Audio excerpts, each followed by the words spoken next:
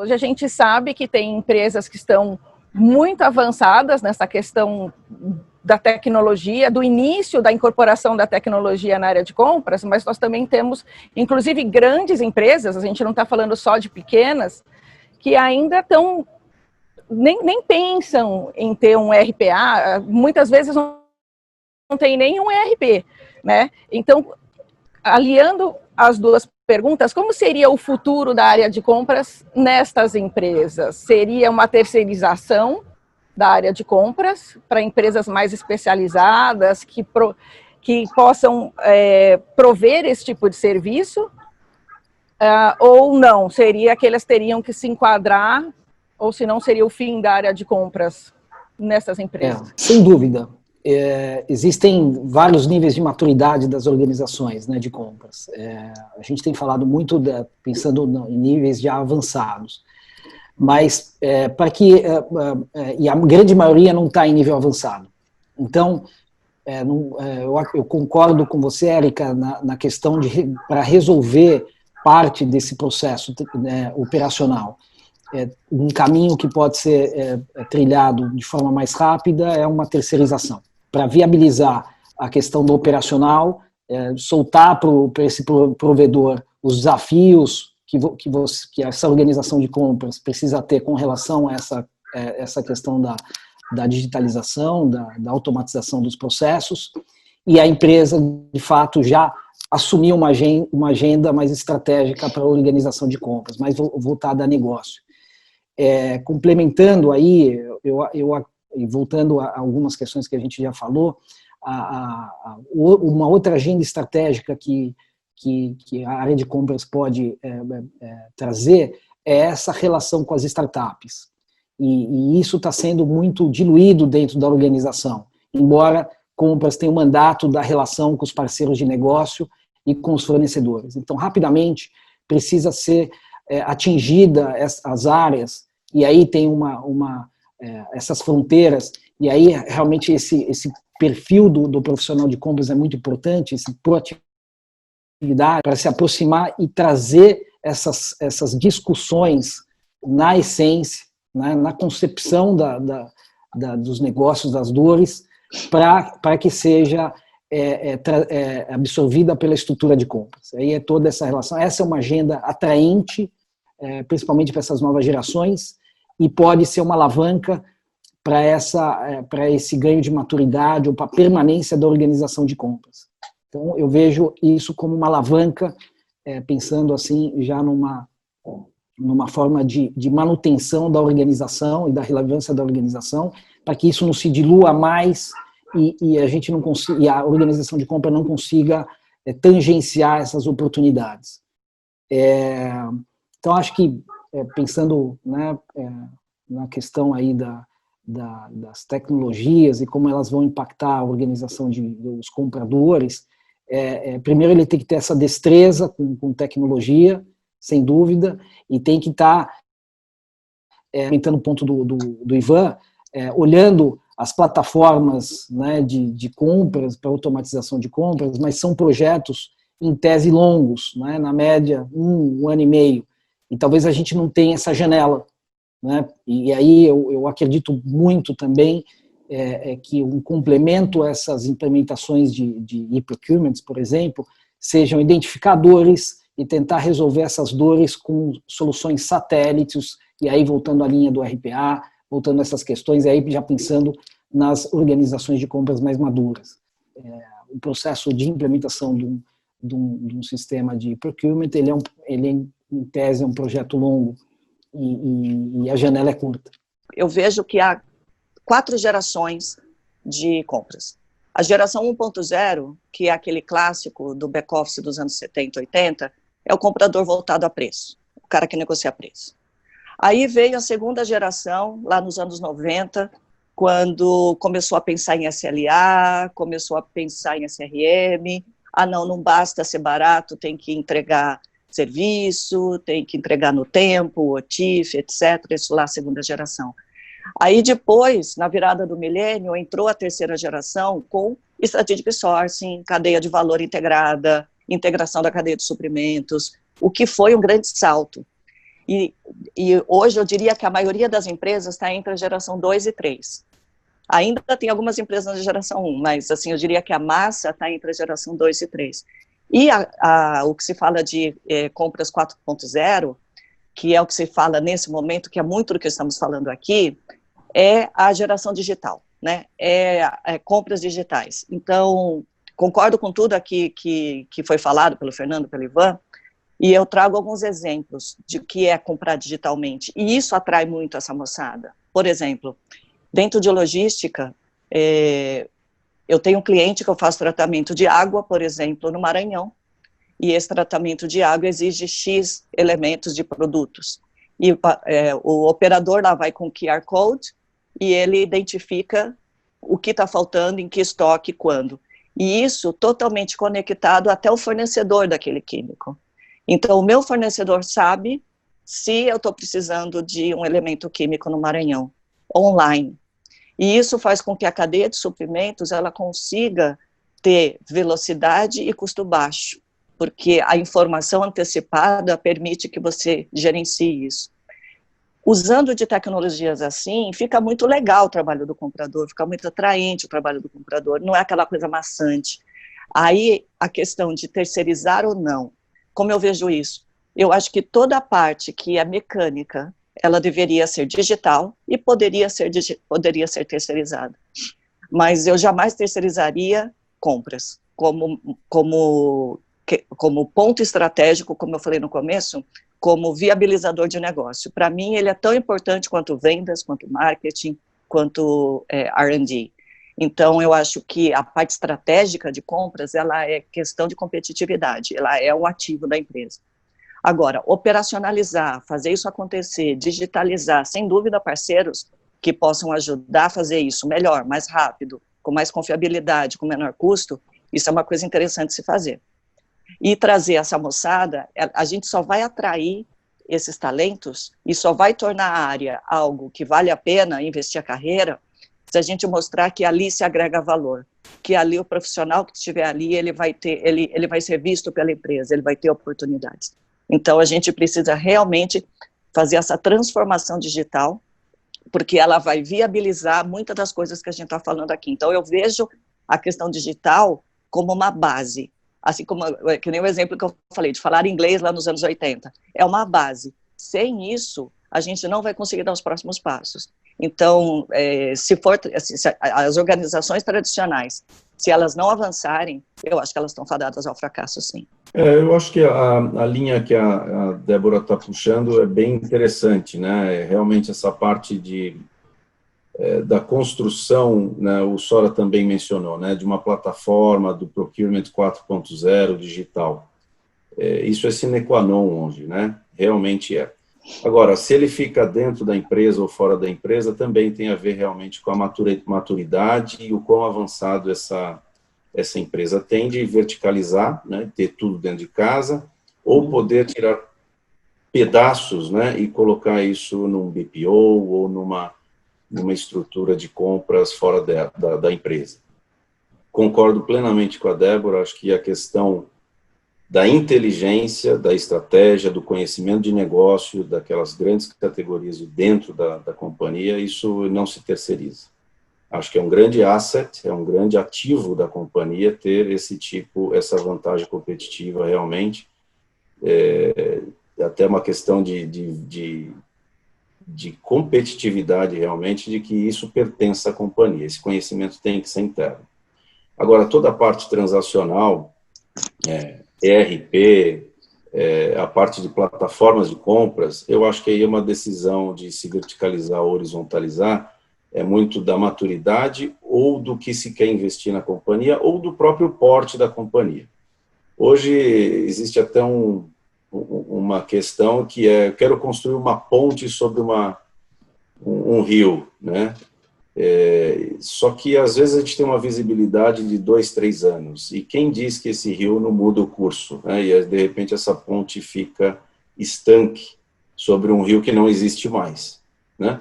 Então, de repente, a terceirização dessa parte da plataforma, pode ser interessante também para uma companhia para mudanças mais rápidas ao longo do curso, né? Ao longo da evolução da empresa. O que era um problema antes talvez não vai ser um problema daqui a um ano, ou o problema muda, né?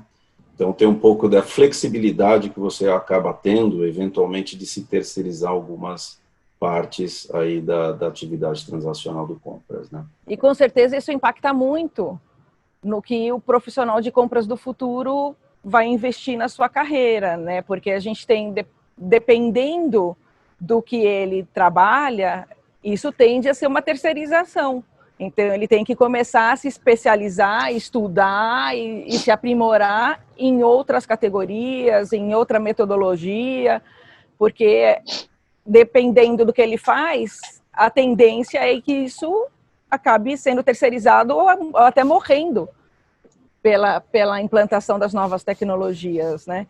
E só fazendo um comentário sobre o seu vídeo, que você comentou de um vídeo, tem um vídeo que eu já costumei a apresentar em algumas palestras, alguma coisa assim, para quebrar um pouco o gelo, que mostra, né, o pai e a filha, ele falando, o que você quer ser quando crescer? E ele fala, eu já sei o que eu quero.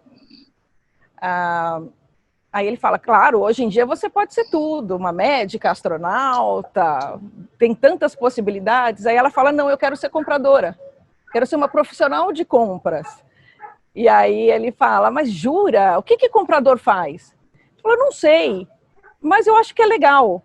E outra coisa, eu vou gastar um dinheiro que não é meu e vou escrever contratos com centenas e centenas de páginas que ninguém vai ler.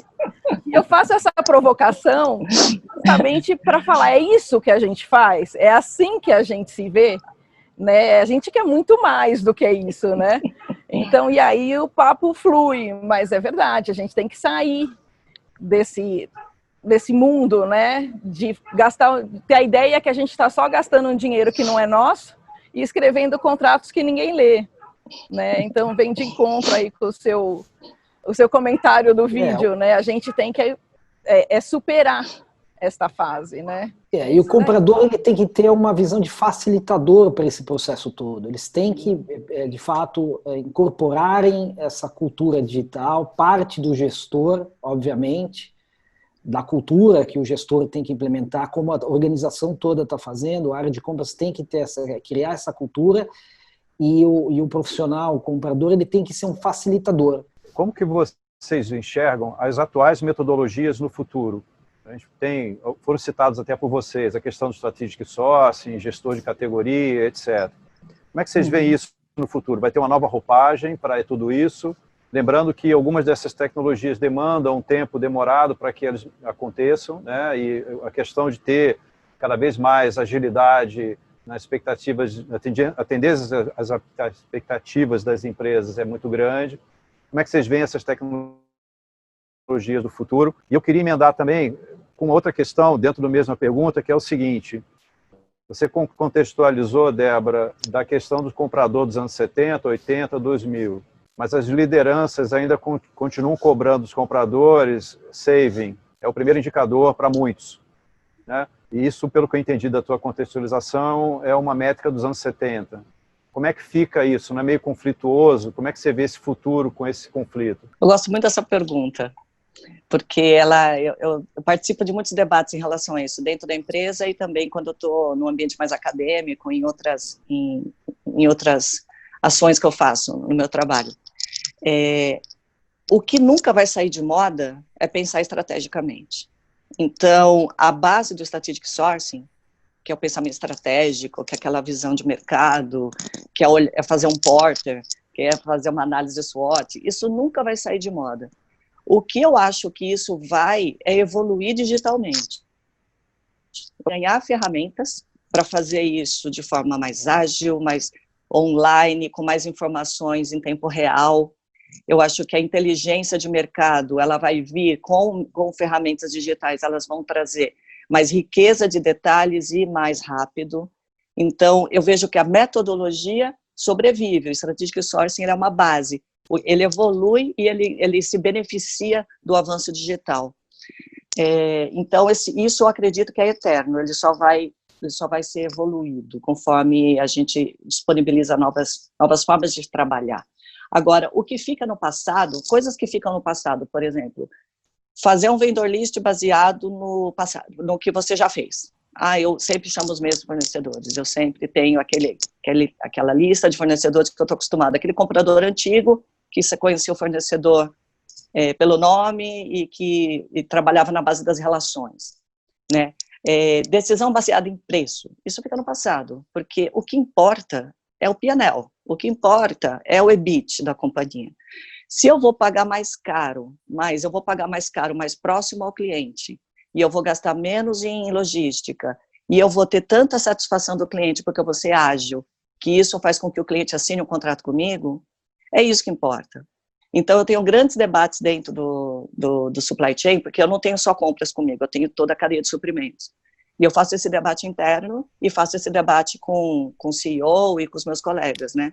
A tomada de decisão não é baseada em preço. A tomada de decisão é baseada qual o impacto no EBIT que eu vou ter com essa decisão. Então, já tive várias situações, recentes inclusive, onde a gente trocou de um fornecedor mais barato para um mais caro, mas que teve impacto positivo no EBIT da companhia.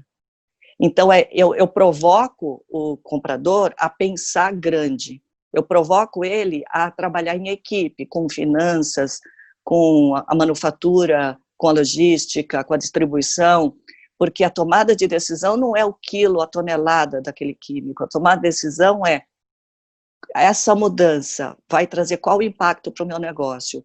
Mais que isso, essa mudança está viabilizando algum negócio novo?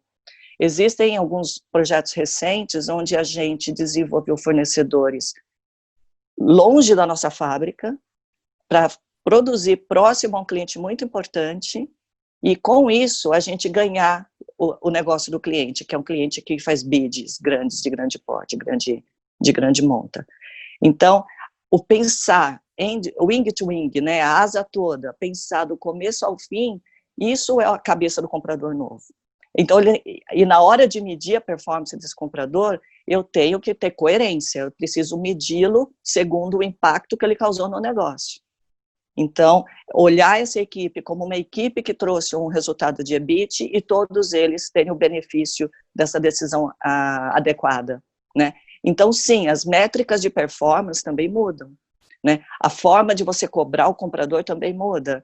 A forma dele entender que ele não é um comprador, ele é um business enabler, né? A gente até tem usado, na verdade, eu não tenho mais a minha equipe comprador.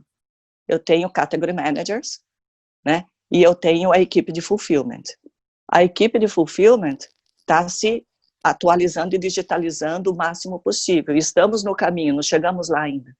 Mas ali é onde a gente vai colocar toda a força para digitalizar o máximo possível.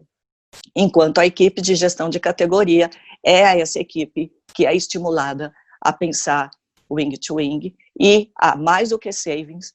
Claro, savings ainda existe, não vou mentir, existem, claro que existem, mas uma tomada de decisão onde não há savings, mas há um impacto positivo no negócio, isso cada vez mais entra como um fator de avaliação da performance do profissional de compras.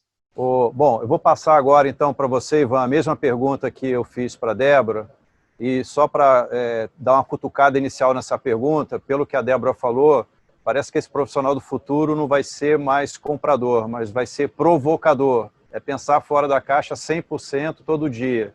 É bem por aí? O que você acha? Perfeito. O provocador, o protagonista, né? E o buscador de soluções, né? Efetivamente, não só preço, né? Eu acho que a questão de como medir o comprador daqui para frente, né? O profissional de compras, ele realmente é ou o que ele traz de saving, o saving ele vai ser sempre intrínseco, mas não somente ele isoladamente, né? Tem um time to market, tem a solução mais adequada para a companhia. E além do saving, a própria questão da receita. Aquela solução que o comprador conseguiu trazer impactou efetivamente a receita da companhia ou o resultado da companhia com EBIT, ou outras métricas que a empresa mais aplica como sendo as suas principais, né? Então, eu acho que realmente esse posicionamento estratégico, esse posicionamento como dono de solução, como facilitador de negócio, entendimento como negócio, né, e não como compras, é a nova cabeça do comprador, sem dúvida nenhuma. As metodologias, sem dúvida, como a Débora colocou, Ivan, Strategic Sourcing vai permanecer, matriz de Kaujic vai continuar. Elas vão ter que ser, de alguma forma, adaptadas, revistas. A matriz, por exemplo, ela vai ter que ser atualizada com mais frequência, até porque tem essa questão com as startups, né? Então, muitas vezes, uma startup ou uma compra de um serviço, uma categoria de serviço, em alguns momentos pode ser mais estratégica do que o próprio compra de materiais diretos, porque está vinculado ao negócio, por exemplo. Então, sem dúvida, essas metodologias elas vão ter que ser revistas. O Strategic Sourcing, quando você for contratar uma startup e aplicar a metodologia de Strategic Sourcing, a fase 1, por exemplo, de RFI, entrando um pouco mais em detalhes, ela vai ter que ser analisada com uma abrangência maior, de forma mais holística. Não vai ser analisada a questão de faturamento da empresa, ou o tamanho do aporte da empresa, alguns cases. Vai ter que ser analisado, por exemplo, o que aquele sócio daquela startup já realizou, qual o currículo dele, o que ele realizou, quais foram as entregas parecidas com aquela dor que está sendo levada para ele que seja resolvida. Então, e assim por diante, outras fases do processo vão ter que ser analisadas. E a experiência, então não vai ser mais esse processo longo, vai ser um quick sourcing, e muito pautada na experiência dos stakeholders, tanto do fornecedor como do cliente interno. Então, dinâmicas, por exemplo, de design ou design thinking vão ter que ser incorporadas na metodologia para conseguir essa colaboração e aproximação dessas fronteiras das áreas de negócios e com os stakeholders. Então, todas essas experiências, sem dúvida, vão ser incorporadas nesses métodos que são eficazes e vão continuar sendo. Complementando também essa questão das ferramentas, né, Strategic Sourcing, Category Planning, também acredito que não morrem. A essência dele é muito boa, né? O que não dá para, obviamente, ter, e os tempos não comportam mais, são aqueles longos materiais de 200 slides, né? Os slides pouco importa, né? Você tem que consolidar esse tipo de informação em Canvas, em 2, 3 materiais ali que você facilmente identifica as oportunidades, cria o seu plano de ação, cria a sua estratégia e efetivamente acompanha a execução. Então tem que ser mais ágil, né? Os tempos mudam, né? As tecnologias mudam ou as categorias mesmo mudam e, portanto, a atualização dela tem que ser muito rápida. Não dá para executar um Strategic Sourcing de 3 meses. Né? Você tem que fazer alguma coisa em algumas semanas, rápido, para poder agir rápido. Né? Então, eu queria pedir para vocês agora irem para as considerações finais. Tudo que foi discutido aqui, eu acho que tem super a ver com o nosso propósito, o propósito do programa, de ser muito direto, muito claro, né, nessa linguagem para os profissionais de compras. E queria pedir, por favor, que vocês agora tivessem em mente uma mensagem de como os profissionais de compras podem ser mestres das suas vidas, das suas carreiras, nesse processo de transformação agora para 5, 10 anos. Se eu pudesse conversar com cada comprador, né, que está nos ouvindo, o que eu diria é: avalie o quanto você está aportando valor para a companhia, a tua atividade, como ela impacta o negócio, o quanto você conhece o negócio, o quanto você consegue fazer uma comparação, um depara entre o que o negócio precisa, os objetivos dessa empresa e a sua atividade. Se isso está longe, é porque você não se aproximou da estratégia. Então, acho que entender do seu negócio, saber o que é ser estratégico, o Strategic Sourcing, as metodologias, fazer um Canvas, como foi comentado, formar-se como comprador estratégico, eu acho que é o primeiro passo. E a partir dessa formação é como eu insiro esse conhecimento no contexto da minha empresa. Como eu disse, as empresas estão nos diversos momentos de maturidade. Então, entenda onde você está, entenda onde a sua empresa está, construa a ponte e vá aos poucos inserindo o seu protagonismo como tomador de decisão ou facilitador de tomada de decisão.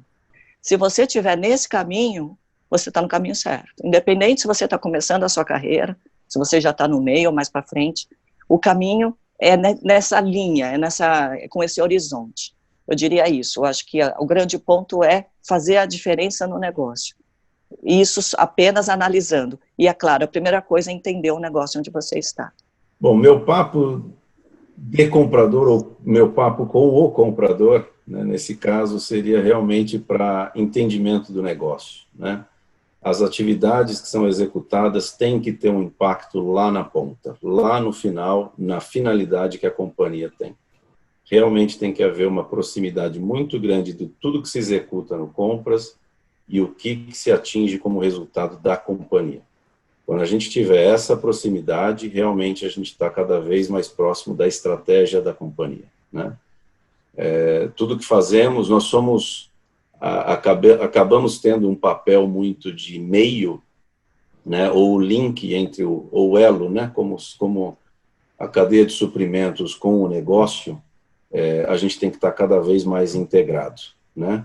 As atuações hoje em dia são muito em formas de squad, né, os two pizza teams, e nós temos que fazer parte do two pizza team. Não podemos ser uma área de back-office, uma área que aguarda chegar uma demanda para aí atuarmos, né? E temos que estar no cerne da discussão. A gente tem que estar no meio da discussão estratégica do que a companhia vai fazer, qual o produto da companhia e qual o próximo passo. Tendo essa discussão, a gente consegue trazer de forma muito ágil a resposta e a colaboração de construção desses produtos que a empresa tem, tá? Então, essa proximidade é extremamente relevante para a gente conseguir ter relevância dentro da companhia. O meu recado, como todos já acho que deram recados importantes para os compradores, o meu recado vai ser para o comprador mais sênior da área, que é o gestor de compras.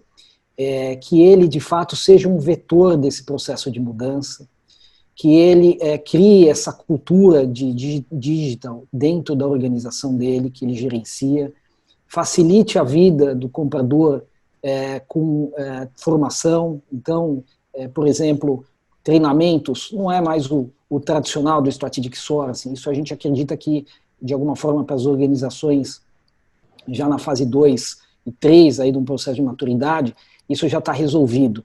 Esses métodos devem ser pré-requisito. O que a gente tem que olhar agora, tem que formar agora, em ciência de dados, formação básica de ciência de dados, métodos mais modernos de relacionamento com stakeholder, de fato pensar em uma formação mais atual, talvez uma academia corporativa de compras, incluindo essas disciplinas de tecnologia, e principalmente após essa questão, ir para as fronteiras com os stakeholders e fazer valer os mandatos de compras, centralizar o coverage, tem que aumentar a cobertura, mas não trazer a oficialização só do processo, mas sim participada, como o Ivan colocou, dar a mão para o seu comprador, ir lá na área usuária, fazer com que participe do processo na concepção, no início das discussões com as startups, por exemplo. Vai ter que, nessa fase, gerar mais conflito dentro da organização. Não dá mais para fazer vista grossa, os processos acontecendo e compras esquentando o processo. Com essa postura, sem dúvida, a organização vai deixar de ser estratégica num curtíssimo prazo. Não vamos perder, né, todo o avanço que já foi conquistado a duras penas, principalmente nos últimos 5 anos. Muito bom. E eu diria até um pontinho a mais, que não esperem também que as suas empresas façam isso por você, né? Tem muito material disponível, tem muita coisa acontecendo, e como eu disse, o comprador tem que ser o protagonista dessa transformação, né? Não falar, a empresa não me ajuda, não paga um curso ou qualquer coisa, então eu não faço nada, né? Senão a gente tende a caminhar para o pior lado de tudo isso que a gente acabou de conversar, né? E André, hoje a você educação digital, só complementando esse ponto, Claro. Érica, a educação digital, ela está assim, num custo muito acessível, né? Hoje as Sim. plataformas, aí, então, com pouquíssimo investimento, você consegue fazer uma atualização nessas disciplinas que eu mencionei um pouco antes. Basta se fazer a pergunta, né? Quem é o dono da sua carreira? A gente teve aí uma discussão muito legal, certamente um gancho para um novo bate-papo sobre esse assunto. A gente não conseguiu esgotar tudo que a gente gostaria aqui, mas eu queria agradecer muito, em nome do Papo de Comprador, em nome do Procurement Club, Fernando de Sora, obrigado por estar aqui com a gente hoje. Ivan da Mata, obrigado também por estar aqui com a gente, muito obrigado. E Débora Michelassi, obrigado por você estar com a gente aqui. E a gente se vê no próximo Papo de Comprador. Tchau, pessoal. Até a próxima. Até mais. Tchau, Débora. Tchau, Ivan. Tchau. Um abraço para vocês, Érica. Tchau, tchau. Abraço. Tchau, amigos. Tchau.